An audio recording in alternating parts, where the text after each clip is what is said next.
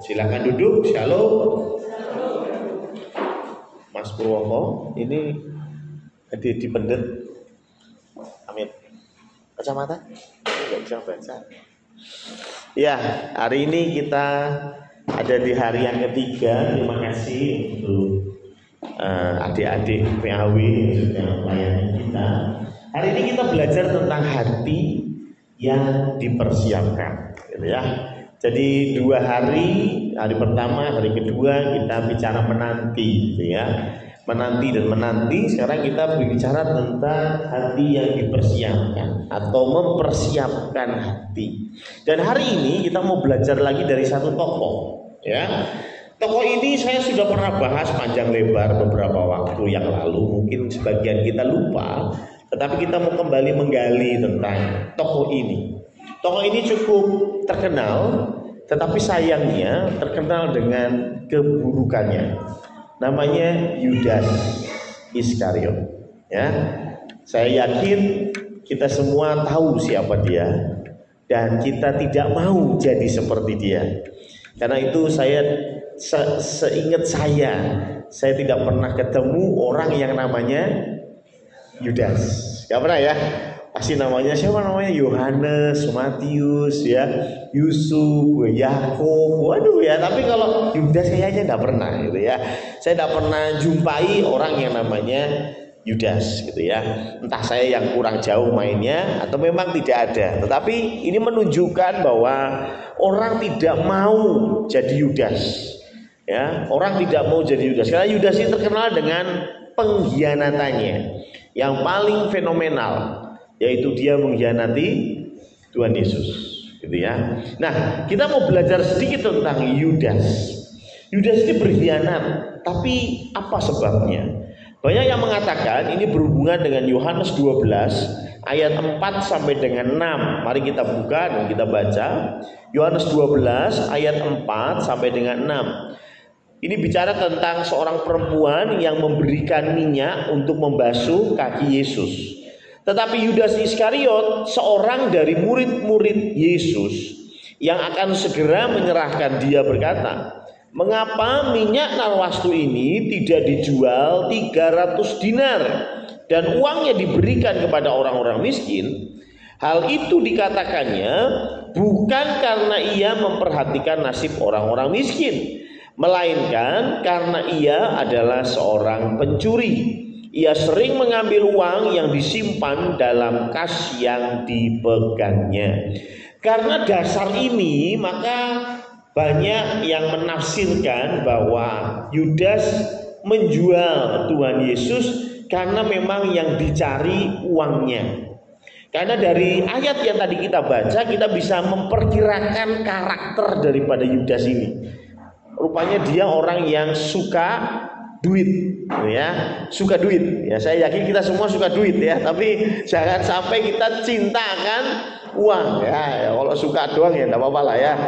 Saya yakin saya juga suka kalau dikasih duit ya. Jadi Yudas ini berkhianat karena dia menjual Yesus karena menginginkan uang, ingin duit. Tapi kalau kita membaca lebih detail, sepertinya bukan itu alasan Yudas menjual Yesus. Yang pertama, dia jual berapa duit? 30 keping perak. Dan rupanya Keluaran 21 ayat 32 menuliskan bagaimana nilai 30 keping perak. 30 keping perak itu hanya seharga budak. Budak itu harganya 30 keping perak. Dibilang mahal, ya oke, mahal, tapi bukan mahal banget gitu ya. Kenapa? Kalau ini bicara tentang Yesus, one and only, dan Yudas bisa memberikannya kepada orang-orang Farisi, kepada imam besar, kenapa nggak dia jual lebih mahal? Kalau memang orientasinya duit, gitu ya.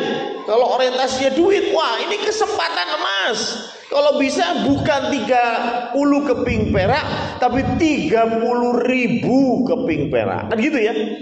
Seharga 1.000 budak supaya Yudas kaya mendadak. Kan begitu ya. Harusnya. Yang kedua, kenyataannya ketika Yudas melihat Tuhan Yesus mati, apa yang dia lakukan?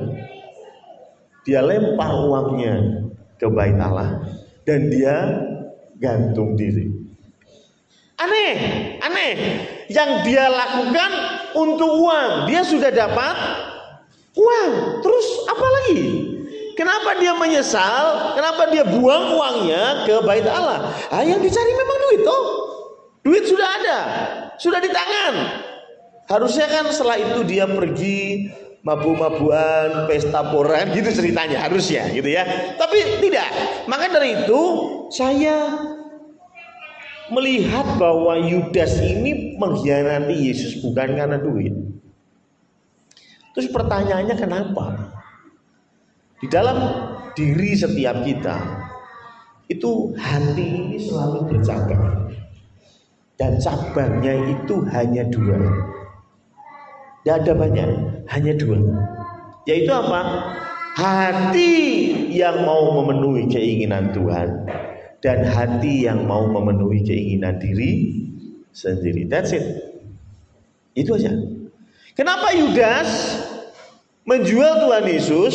Karena Yudas ingin Tuhan Yesus di kondisi terjepit, Tuhan Yesus tidak bisa lari kemana-mana karena sudah ditangkap oleh orang Romawi, dan akhirnya Tuhan Yesus angkat senjata dan berperang melawan Romawi. Itu rencana Yudas. Kenapa Yudas pengen begitu? Ingat, beberapa ayat sebelumnya ada dua, Yohanes dan Yakobus, datang menghadap Tuhan Yesus beserta emaknya. Bilang apa? Tuhan, kalau engkau sudah jadi raja, tolong anakku yang satu di sebelah kanan, anakku yang satu di sebelah kiri. Apa maksudnya? Mereka memimpikan kalau Tuhan Yesus jadi raja, minimal murid-murid itu kecipratan jadi menteri. Saya yakin ini ada di benak Yudas. Sama, Yudas juga pengen jadi pemuka, jadi tokoh, jadi pembesar yang menguasai wilayah. Maka dari itu Yudas pengen Tuhan Yesus berperang melawan Romawi. Betul ya? Itulah mengapa kalau kita perhatikan Matius ini ya, dia menulis bagaimana satu tokoh yang kita anggap dia itu selalu pengecut ya. Di akhir-akhir hidupnya pengecut karena dia menyangkal Tuhan Yesus 3 kali. Matius menulis tentang Petrus. Yang menarik adalah Yohanes menulis hal yang lain tentang Petrus. Petrus orang pemberani. Ketika Tuhan Yesus ditangkap di Taman Getsemani, siapa yang ambil pedang? Petrus. Hebat. Ya tuh. Kenapa Petrus bisa berani begitu? Sekali lagi, murid-murid Tuhan Yesus 12 orang, mereka melihat Yesus seperti Superman, tidak terkalahkan. Badai diredakan, orang kerasukan disembuhkan. Kurang apa coba? Lumpuh bisa berjalan, buta bisa melihat, bahkan yang mati dibangkitkan. Lu kurang apa? Jadi mereka punya pikiran ini, kalau Yesus angkat senjata melawan Romawi, Romawi kalah, karena mereka pasti punya persepsi Yesus menang. Mereka akan jadi pembesar, mereka akan jadi menteri-menteri, gitu. Berarti apa yang dilakukan Yudas adalah memenuhi keinginan diri sendiri. Padahal Tuhan punya rancangan lain. Sekali lagi, ini bukan hanya Yudas yang seperti ini. Murid lain begitu juga. Masih ingatkah ketika Tuhan Yesus bicara bahwa aku sekarang siap ke Yerusalem, dan sebentar lagi aku akan mati, dan 3 hari kemudian aku bangkit. Lalu Petrus berkata, jangan Tuhan, tarik kata-katamu. Lalu apa yang Tuhan bilang? Hei kamu iblis, bukan kehendakmu yang jadi, tapi kehendak Tuhan. Bagi Petrus, jangan. Kalau bisa Tuhan Yesus tidak mati. Tuhan Yesus harus berperang melawan Romawi. Itu konsep murid-murid Tuhan. Tetapi Apa yang di hati Tuhan? Di hati Tuhan adalah Yesus harus mati untuk menebus umat manusia. Jadi hati kita itu hanya terbagi jadi dua. Apa yang Tuhan mau dengan apa yang kita mau.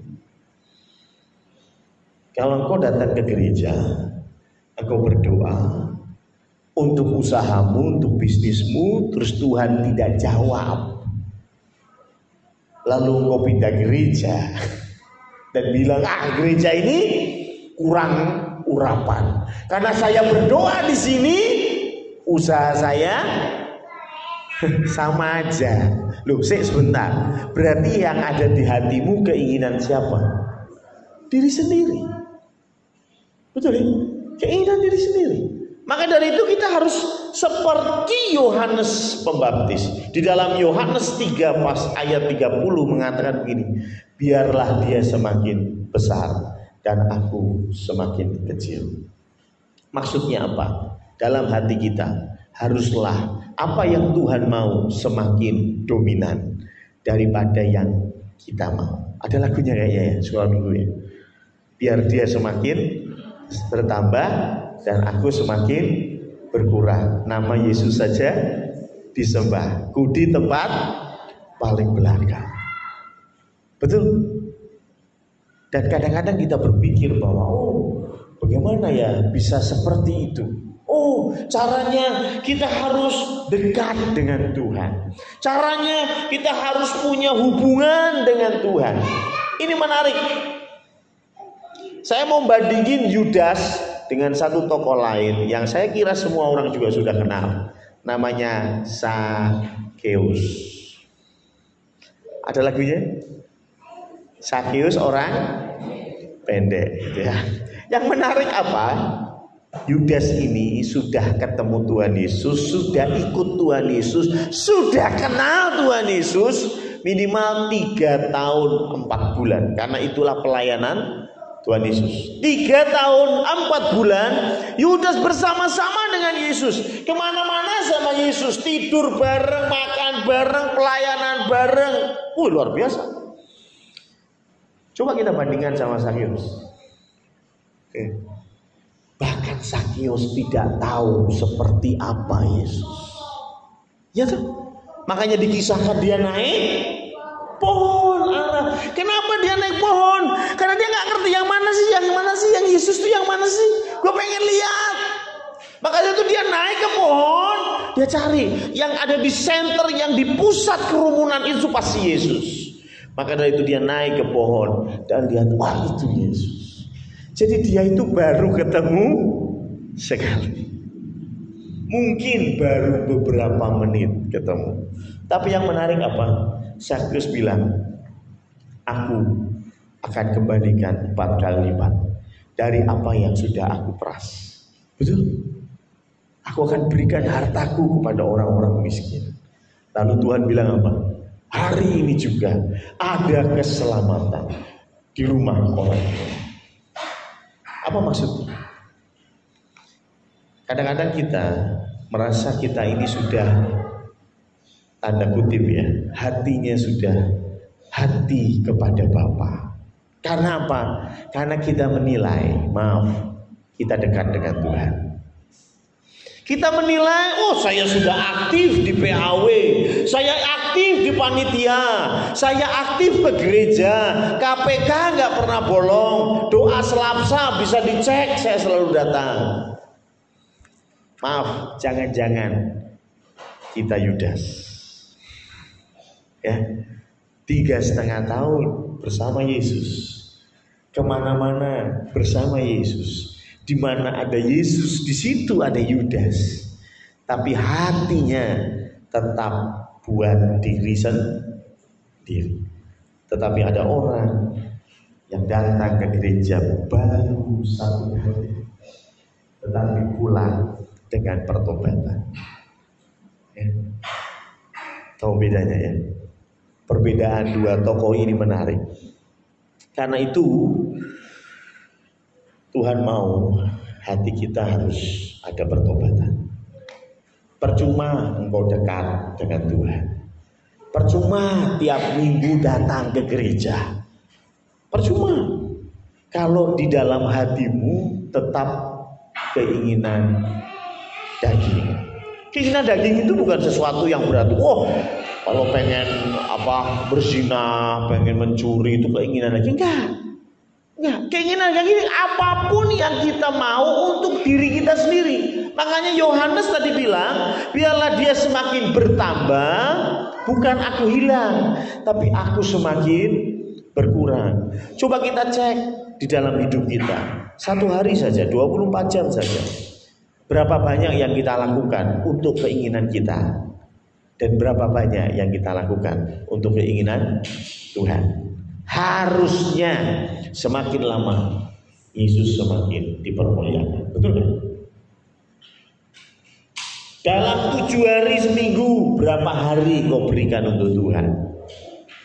Ya, ketika kita belajar tentang ini, maka Tuhan menunggu satu hal, yaitu pertobatan. Dan pertobatan tidak ada hubungannya sama datang rajin ke gereja.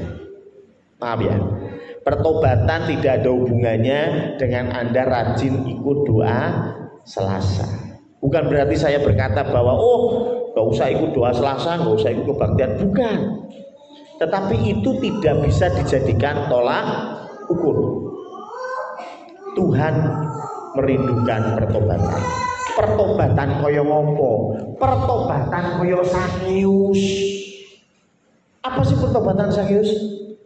Pertobatan yang betul-betul nyata. Maaf ya, kita kadang-kadang ngomongnya tobat, sesok umat, betul? Ya, wah kalau sudah terdesak, sudah kepepet, ngomongnya bertobat. Aku berserah. Itu kalau sudah masuk rumah sakit, ya kan? Tapi begitu Tuhan kasih kesembuhan, pulang sampai rumah lali, orang berserah-berserahan, ya toh? Pray, ya toh? Ini hidupku, my life, my adventure. Walah, ya toh? Kenapa?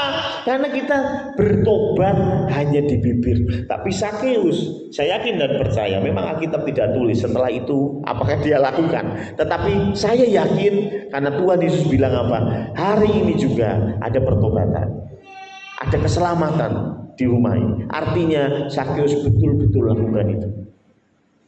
Ya, betul-betul dia lakukan itu. Pertobatan, perubahan yang sejati, bukan cuman 1-2 hari terus balik ke habitat yang semula.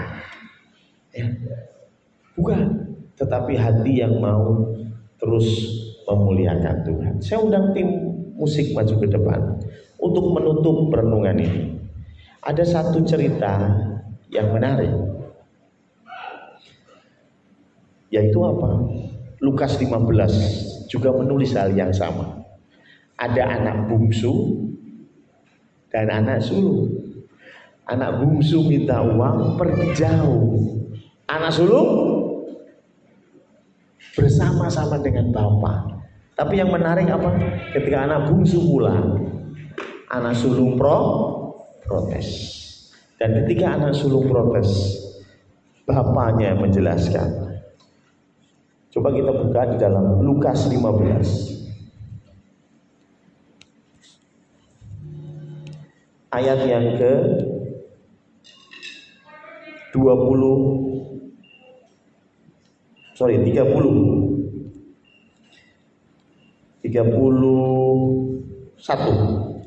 Kata ayahnya kepadanya, "Anakku, engkau selalu bersama-sama dengan aku, dan segala kepunyaanku adalah kepunyaanmu." Menarik sekali, Tuhan bilang apa? Nanti ketika Pentakosta engkau akan diberikan kuasa. Kuasa itu bicara apa? Apa yang punya Allah punya kita. Amin.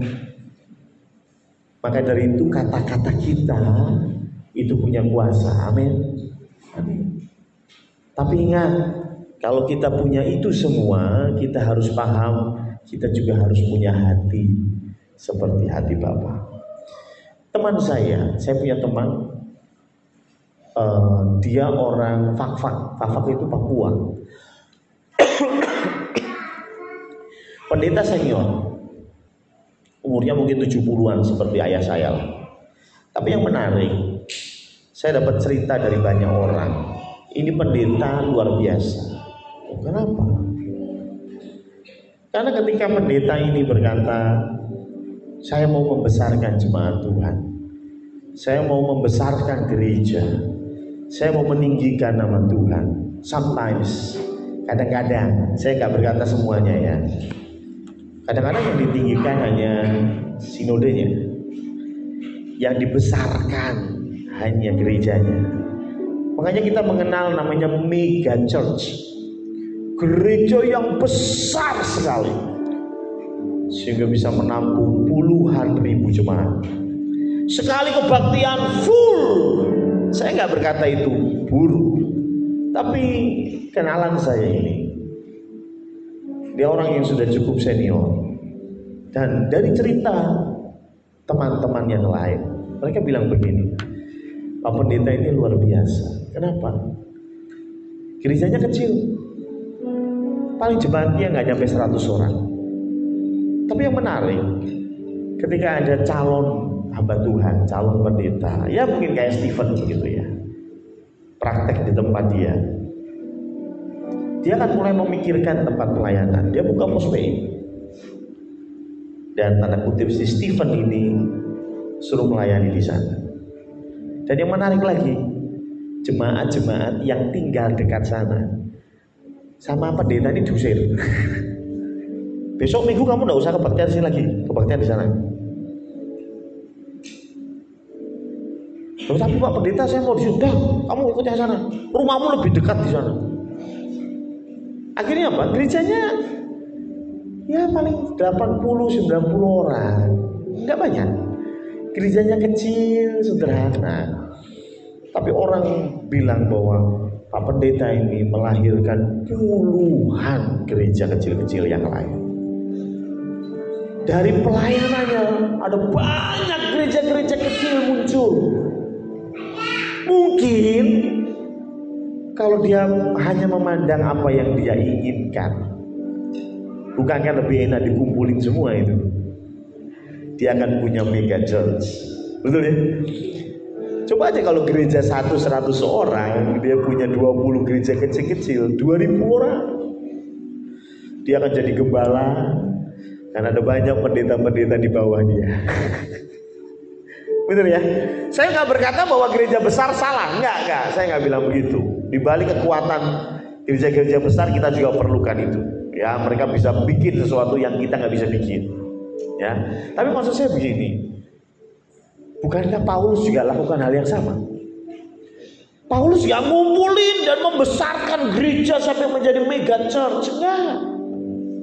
Paulus datang ke satu tempat, sudah jadi jemaat, dia tinggal. Sudah jadi jemaat, dia tinggal. Kenapa? Biar dia semakin bertambah, aku semakin berkurang. Ya. Jangan sampai pelayanan kita juga terjebak. Kita besarkan GAB, nggak terasa Bapak Ibu, kita sudah setahun loh berada di sinode GAB, ya nggak terasa. Mungkin ada dorongan pribadi dari saya ya, contohnya untuk bisa membesarkan GAB gitu ya, untuk mengibarkan GAB. Tapi kembali, apa itu yang disuruh Tuhan? Apa itu hatinya Tuhan? Atau itu hanya hati kita yang kita mau tunjukkan ke dunia? Gak penting kok apa yang kita mau. Yang penting adalah yang Tuhan mau. Ketika kita selaras dengan apa maunya Tuhan, saya yakin Tuhan akan memelihara kita. Memang tidak berkelimpahan, Tuhan tidak pernah menjanjikan kita berkelimpahan, tetapi Tuhan menjanjikan kita cukup. Apa yang kita perlukan, Tuhan sediakan. Dan biarlah kisah Yudas dan Sakyus ini bisa menjadi cerminan kita. Mungkin kita merasa ada di gereja selalu, pelayanan selalu, tapi hati kita belum terbuka untuk Roh Kudus. Hati kita masih kita tutup karena kita nyaman dengan apa yang kita mau. Saya mau dicondro terus, kenapa? Karena dicondro enak. Enak dalam tanda kutip apa? Enak buat saya. Enak buat saya. Tapi bukankah ini jadi pertanyaan? Bukankah yang kita harus lakukan bukan untuk kita, tapi untuk Tuhan? Ayo kita, mungkin gak enak dicontoh, mungkin lelah, bahkan sudah tulis besar, merasa lelah, karena memang mungkin lelah. Tetapi ada satu hal yang kita mau, bahwa Tuhan yang suruh kita ada di sini. Dan biarlah Tuhan semakin ditinggikan, kita semakin di belakang.